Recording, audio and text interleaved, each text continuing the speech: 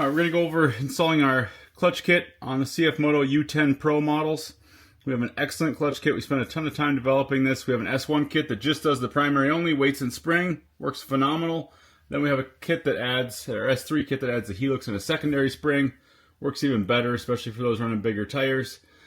Either kit, you can't go wrong with these things. It wakes them up huge. Clutching is everything. Tuning to go along with it is excellent as well, but clutching is the biggest gain on these by far. So we have two methods of installing the primary clutch weights and spring into the primary clutch. The first method is you can leave the primary on if you don't have a clutch puller. We do sell a clutch puller for these, which makes it easier. I prefer the clutch puller number 2 method, which we'll go over. Leave this on. You're going to take your factory belt tool, which looks like this. This L piece, thread it into the secondary. There's 3 spots to thread it in, and turn that all the way in until the clutch fully opens up. Then you can grab the belt off the top and roll it off. It does catch in the fins. It's kind of a pain in the butt to pull the belt off that way, to be honest. We also sell 3 belt removal tools, which is just a little bit easier. You can use a ratchet and tighten those in. A little easier on your hand, as this thing takes a little bit of force to thread that all the way in. So we prefer our belt removal bolts. That's why we sell them. So that's the one way. If you leave the primary clutch on, great. You do have to pull this primary bolt no matter what, because the cover won't come off. The 6-bolt cover will not come off. So if you pulled the belt off, now you can pull this primary bolt, pull these 6 bolts, and evenly loosen that cover. Then you can access your weight pins, which are right here. Pull these weight pins. OEM weights come out. Our AA weights properly set up with our setup guide go back into their hole, and away you go. Do all 3 weights the same. Install our primary spring limiter. If you're going to pull this clutch off, that's even easier. So you just leave the belt on, loosen your primary bolt, put the clutch puller in, use an impact. We'll show you that in a second. And then you can do everything on the bench that I just talked about. So even easier. You don't have to remove the belt because this primary clutch will roll right out.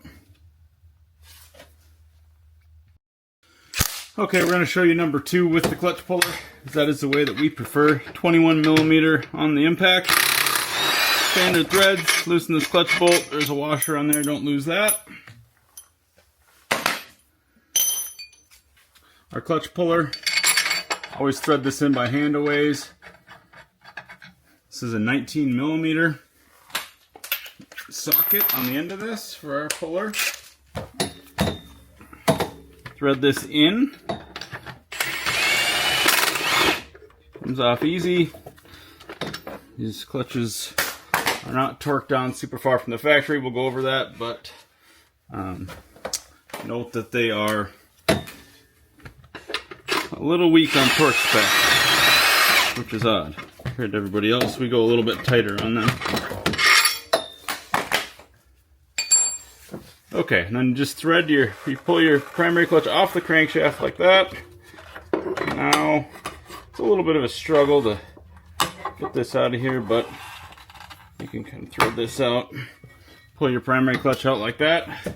We'll go set it on the bench.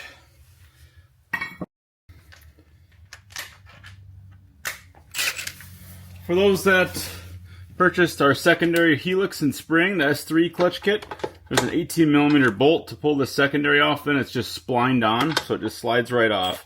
Use an impact, standard thread. Careful not to lose anything. Now this will just slide off. There are shims behind this secondary, so note that.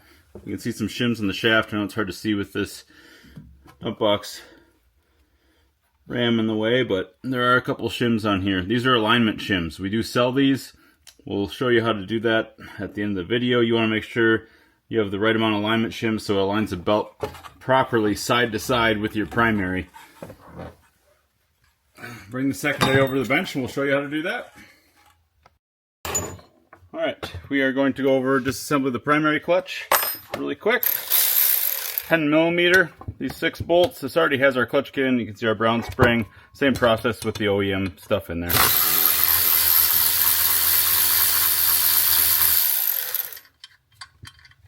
Before you do this, make sure you mark the clutch hat, 6-bolt spring plate, and then the spider here. If you're going to disassemble a spider ever, you can mark a third one down here so everything aligns up.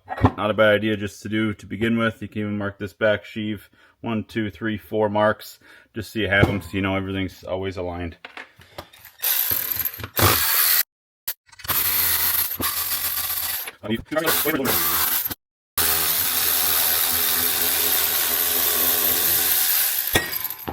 Bam.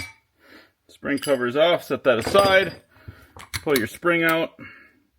This is our AA Brown spring. You will have a limiter that is a little more tan from the factory right here. This is your primary clutch limiter.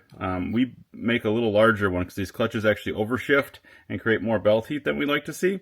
So our kits come with this extra limiter. Replace your factory one with this one. So pull that other washer off from the factory, put ours on, keep the other one aside. One thing to note, these clutches, see this one moves up and down freely. We have modified this one to work better. The OEM buttons, which are what the clutch rides on here, the wearable, somewhat plastic composite items, they are too tight from the factory many times. This clutch is really hard to move, gives inconsistent results. So we have a blog post on our website. Go to the tech page, look for CF Moto common clutch issues, and we should go over how to fix that. If you are going to do that, you need a 1.5 inch socket. We actually had to grind ours down a little bit to fit perfectly, or get the CF Moto tool. We list that all in the blog as well. You're going to put that over this, and then you're going to need a clutch holding tool to hold that clutch as best as possible. Sometimes you can get it apart with just an impact and not a holding tool. You need to remove this nut, and then everything will come off. Make sure everything stays aligned, but when you do that, this spider will come out. And you can take these buttons, sand them down, or we have a better fix, which is remove the rubber on the unloaded side on the inside of the button. So do that if you need to.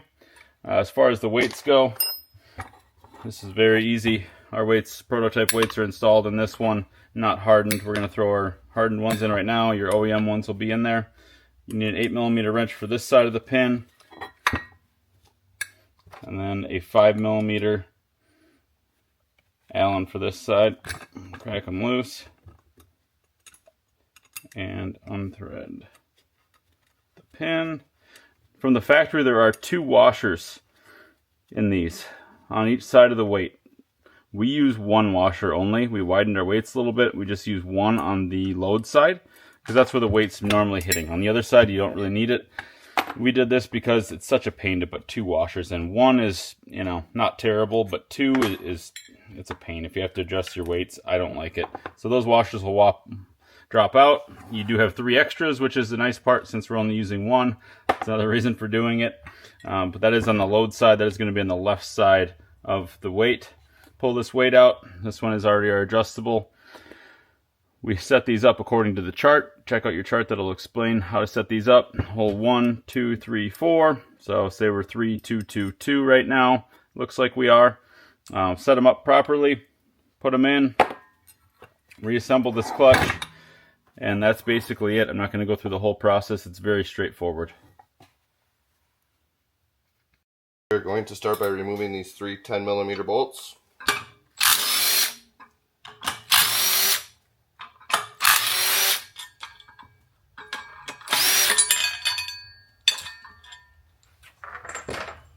Flip the secondary over. Use a compression tool to relieve the snap ring. You do have these compression tools available. Not this exact one, but close to it.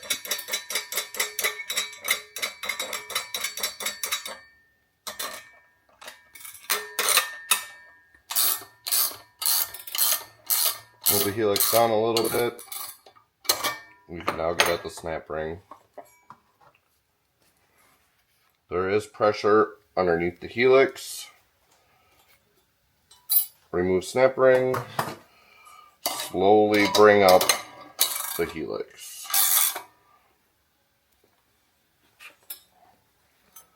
It is a torsion style secondary, so it will spin when it gets to the very top.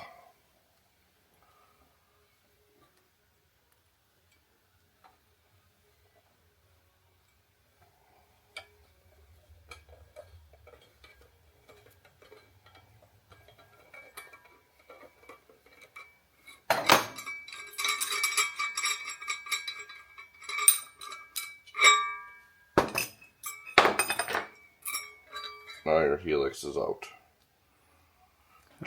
Oh, your spring is out. You want to talk about your spring. There are different hold positions inside of this secondary in here. We have A, B, and C, right, Cody? Yes. So we have A, B, and C down inside of here. Our setup sheet will list what end your spring tong should be in. So that spring tong needs to be in the correct hole. And we are in A right now, right? Correct. So we're in A, and then also your helix is going to have numbers 1, 2, 3, and 4. And we'll say A4, for instance, would be, you know, put it in the fourth hole here and the A hole there. All right, now we're going to reassemble.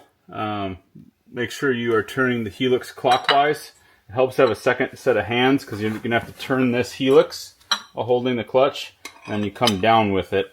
You have to be between this black slider piece and the tan little one here. You have to drop the helix straight down into that. If you are taking the OEM helix out and putting it back in, or ours, it's best to mark the clutch and the helix so they line up in the same point. But with our helix, obviously, you don't have a mark. Hold on, is that right? Mm-hmm. Oh, there we go. There we go. Yeah, so push that black piece over, and this part of the helix will fit right down in.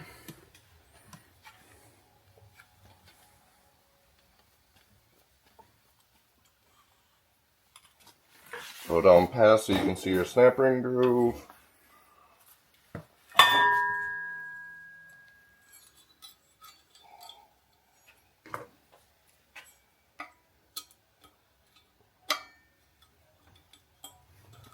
Double check and make sure the snap ring is in the groove and in properly, as that is holding the spring and the tension of the spring. Once that is done, you can remove. Like I said, make sure when you get to this point that the snap ring is holding.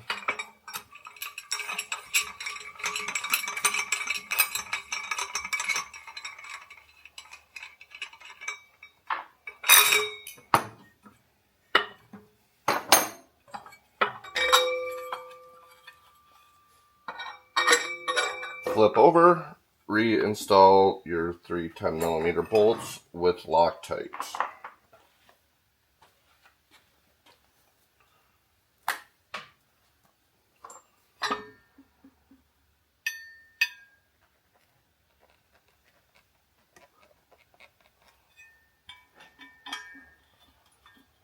I always start them by hand for a few threads to make sure they go in.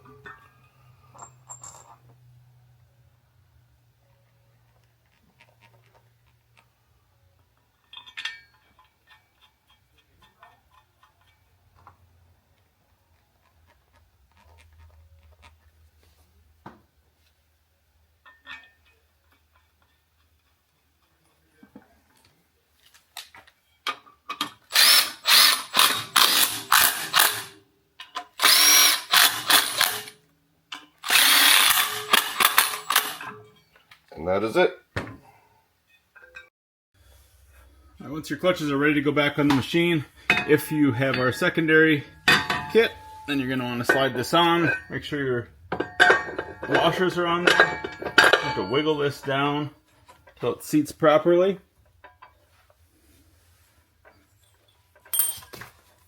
You may have to put it in gear sometimes. Be careful not to start it, but you may have to put it in high to get that to seat. Depends. In this case, it looks like we're going to be okay. This 18mm, we're going to tighten to 52 foot-pounds. For the video reference, I'm just going to do that. Next, we're going to put our belt on. We do recommend our Aftermarket Assassins Aftermarket wide belt. Makes these engage smoother, and they work so much better with that belt. All around, huge upgrade. Now that our secondary is installed, we're going to use our belt removal tool. We're going to use the OEM one for this video, but like I said, we have our 3 that work much better. For this side, you don't need to go all the way in. So we just need to open this clutch up enough to get that primary threaded in. So it works out kind of nice. just have to get this belt to drop down into the secondary. That's our only goal. Thread this in. Stop there. We'll see if that's far enough. I'm going to get this primary in. Thread the needle. Okay. That's on. Bam. Primary clutch is on. Take our belt removal tool out. Tighten this. Factory spec is 52 foot-pounds, just like the secondary. We don't use that spec. We use 80 foot-pounds. I don't believe a primary should only be torqued to 52. That seems crazy. We've been using 80 and had no issues. Put those together, put your outer clutch cover back on, and you are ready to rock. Also note for torquing the primary bolt, we use a torque stick. This is an 80-pound torque stick. This works really nice. Otherwise, you can put a pry bar in the clutch like this and hold it and have somebody use an actual torque wrench. To see, but you kind of hold it on the towers, make sure you do not damage anything when you're doing this. For the secondary, it's tough to torque. You can put it in gear, torque it that way, no problem. 50 foot-pounds isn't hard to hit. We always just go snug with the impact. I've never had an issue if you know what you're doing. But that's all for torquing them down.